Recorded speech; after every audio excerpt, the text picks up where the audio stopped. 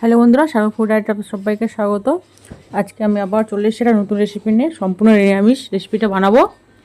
প্রথমেই দেখতেই পাচ্ছেন আমি এখানে রুটিগুলো সেঁকে নিয়েছি একটা তাওয়ার সাহায্যে। এবার কড়াইতে তেল দিয়ে দিয়েছি, সর্ষের তেল।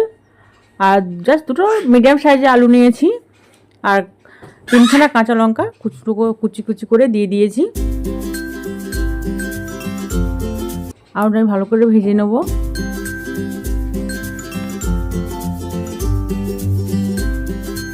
আমি কিন্তু এখানে নিয়েছি আটার যে পাউরুটিটা পাওয়া যায়, আমার সেই রুটিটাই ভালো লাগে, জন্য আমি সেই রুটিটাই নিয়েছি। আপনারা যে কোনো ব্র্যান্ডের রুটি নিয়ে স্যান্ডউইচটা বানাতে পারেন আপনাদের পছন্দ মতন। এবার দিলাম হলুদ গুঁড়ো,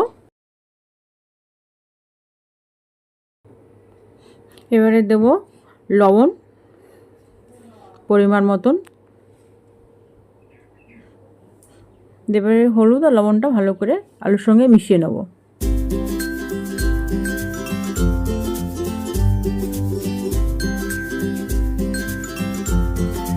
আর একটা ছোট সাইজের এক টুকরো আদা গ্রেট করে দিলাম, যেহেতু নিরামিষ রান্না এটা হবে। আদা না দিলে, আদার ফ্লেভার না থাকলে ভালোই লাগে না, তাই জাস্ট অল্প একটু আদা দিলাম গ্রেটারের সাহায্যে করে নিয়ে।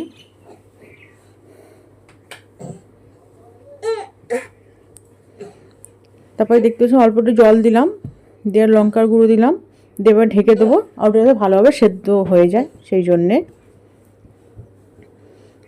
ঢাকনাটা খুলে আমি আর একটু নেড়ে নেবো, আবারও ঢেকে দেবো। দেখুন আলুটা আমার সেদ্ধ হয়ে গেছে। এবার খুন্তির সাহায্যে একটু ভেঙে ভেঙে নেবো আলুটা।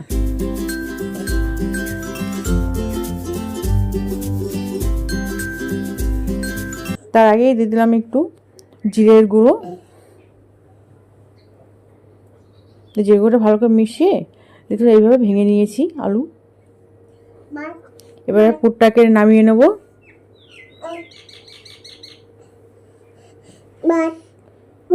এখানে আমি 4টে রুটি নিয়েছি, নিয়ে আলুর যে পুরটা বানিয়েছিলাম রুটির উপরে চামচের সাহায্যে নিয়ে এইভাবে দিয়ে দেবো।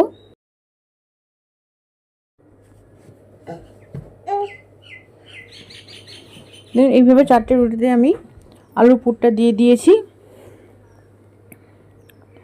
এবারে 8টা করে রুটির পিস ওর উপরে দিয়ে দেবো।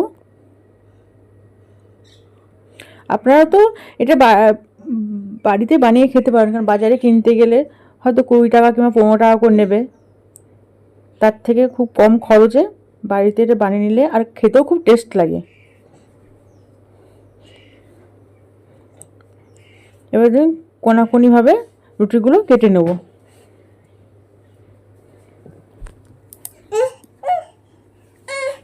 দেখুন এইভাবে কেটে নেব 4টে রুটি।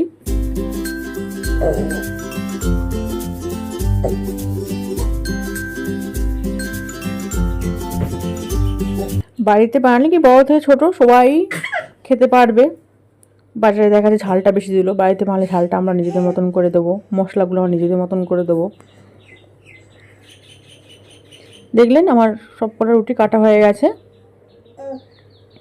এবারে আমি একটা ব্যাটার বানাবো, বেসনের ব্যাটার। এখানে বেসন নিলাম,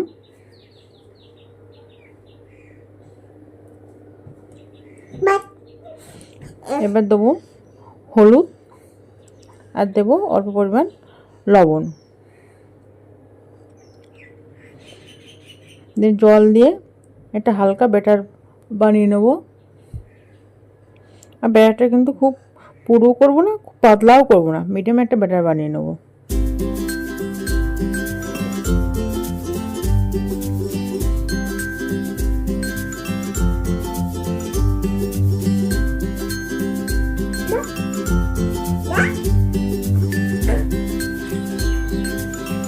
যখন থেকে আমি রেসিপিটা করছি আয়ুষ আমার পাশে চলে এসছে, কখন বানানো হবে আর কখন খাবে। দেখতে পাচ্ছেন ব্যাটারের মধ্যে আমি ওই রুটির টুকরোগুলোকে ভিজিয়ে নিলাম, নেবার পড়া ও এবার হয়ে যাবে, দেবো তোমার খেতে। এই তো হয়ে গেছে। ও এইভাবে প্রত্যেকটা রুটি ব্যাটারের সাহায্যে ব্যাটারে ডুবিয়ে দিয়ে দেবো। ও বলো, হ্যাঁ খাবার বানাচ্ছি তো, তুমি খাবে তো।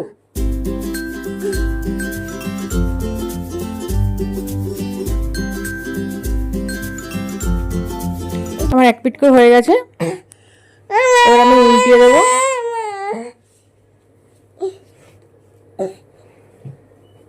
দুটো একসঙ্গে হয়ে গেছে, মানে খুন্তির সাহায্যে মাঝখান থেকে ভাগ করে নিলাম, এবার উল্টিয়ে দিলাম। আপনারা আপনাদের পছন্দ মতো ব্যাটারটা তৈরি করতে পারেন। একটু পাতলাই করেছি, দেখতেই পাচ্ছেন। পুরো ব্যাটারটা আমার ঠিক ভালো লাগে না।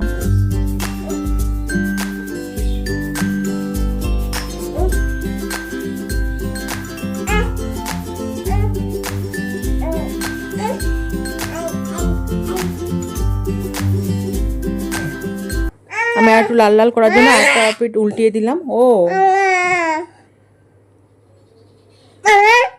ও ভাজাটা হয়ে গেছে, এবার আমি তুলে নেব।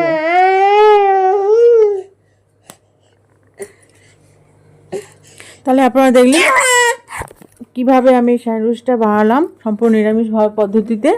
এই রেসিপিটা যদি আপনার ভালো লেগে থাকে তাহলে লাইক, শেয়ার, সাবস্ক্রাইব ও কমেন্ট করার অনুরোধ রইল। আর যারা সাবস্ক্রাইব করেছেন তাদেরকে ধন্যবাদ, আর যারা এখনও করেননি তারা সাবস্ক্রাইব করে আমার পাশে থাকুন। আর যারা ফেসবুক থেকে দেখছেন আপনারা পেজটিতে থেকে পাশে থাকুন। এইভাবে দেখুন সকল স্যান্ডউইচ আমি ভেজে নেব। ও